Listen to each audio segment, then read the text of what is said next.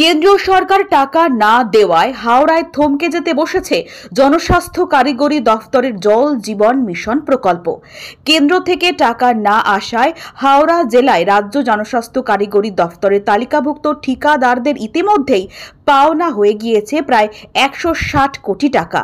গত প্রায় এক বছর ধরে টাকা না পেয়ে বৃহস্পতিবার হাওড়া জনস্বাস্থ্য কারিগরি দফতরের অফিসে অবস্থান বিক্ষোভ করলেন ঠিকাদাররা। তারা দাবি তুলেছেন কেন্দ্রীয় সরকার অবিলম্বে জল জীবন মিশনের টাকা দিক। কোটি কোটি টাকা বকেয়া মাথায় নিয়ে তারা কাজ করতে পারছেন না। আমরা আজকের দিনে দাঁড়িয়ে অত্যন্ত দুঃখের সাথে বলতে হবে যে আমরা দীর্ঘদিন টাকা পাইনি। দীর্ঘদিন আমরা কাজ করেছি পিএইচই ডিপার্টমেন্টের হয়ে, হাওড়া ডিভিশনের হয়ে। আজকে এখানে বাংলার গ্রামে গঞ্জে প্রত্যেকটা বাড়িতে আমরা জল পৌঁছে দিয়েছি। টাকা আমরা দীর্ঘদিন পাইনি। আমরা 12ই ফেব্রুয়ারি ডিএমকে ডেপুটেশন দিয়েছিলাম। জুনের 24, 25, 26 আমরা এখানে অবস্থান বিক্ষোভ করেছি। সেদিনে কিন্তু এই পুলিশ ছিল না, যে পুলিশ দেখছেন ছিল না। আজকে পুজোর প্রাক্কালে আমরা হতদরিদ্র অবস্থা, আমাদের শুধু আমাদের নয়, আমরা সহ আমাদের লেবার মিস্ত্রি একটা বিশাল পরিমাণ সাধারণ মানুষ আজকে জর্জরিত ঋণের বোঝায়। আমরা কাজ করেছি, টাকা পাচ্ছি না। জাস্ট আমরা পুজো 2024-এর পর থেকে পেমেন্ট প্রায় নীল। প্রায়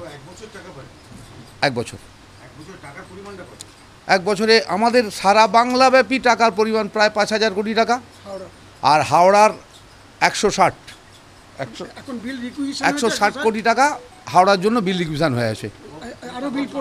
বলুন, এই টাকা আমাদের পিএইচই ডিপার্টমেন্ট দেওয়ার কথা। আমাদের সাথে এগ্রিমেন্ট হয়েছে, আমার এগ্রিমেন্ট করেছেন I on behalf of governor. West বেঙ্গলের গভর্নরের হয়ে যিনি আমাদের সাথে এগ্রিমেন্ট করেছেন তাঁরই দেওয়ার কথা। আমরা ভিখারি ঠিকাদার কুল আজকের দিনে। আমাদের হাওড়ায় প্রায় 70-80 জন। কেউ নয়, সারা বাংলায় কেউ পায়নি গত পুজো থেকে।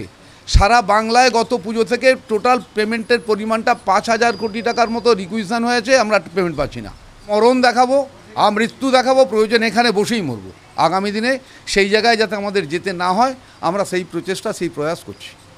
তবে আমরা এখনও পর্যন্ত আশাবাদী আমাদের গভর্নমেন্টের কাছে, যে কোনোভাবে হোক উনি আমাদের এই পুজোর প্রাক্কালে অন্তত খুশির আনতে দিন একটু মিনিমাম পেমেন্ট হলো, সেটা আমরা আশা করব গভর্নমেন্টের কাছে। এবং আপনাদের মাধ্যমে এই বার্তাটা আমরা পশ্চিমবঙ্গ সরকার তথা আমাদের মানবিক মুখ্যমন্ত্রী মাননীয়া মমতা ব্যানার্জির কাছে পৌঁছে দিতে যাচ্ছি।